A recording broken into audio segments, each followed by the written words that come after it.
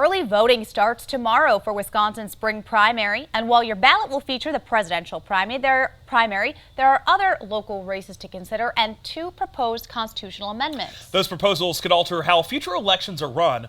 Political reporter Dariel Fair walks us through those questions and explains why they will be included on your ballot this April.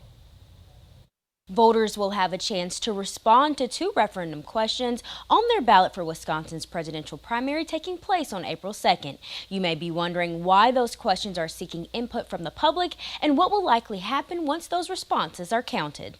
As you can see on your screen, the first question addresses the use of private funds to conduct elections. The second question defining whether election officials should be solely responsible for all administrative tasks that play a role in the state's elections.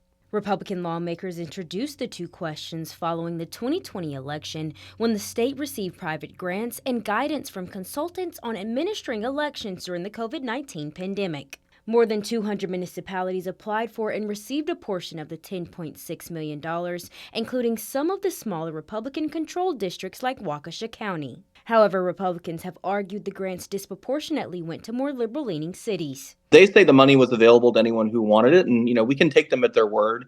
But the reality is that there was an unbalanced, unfair distribution that did occur.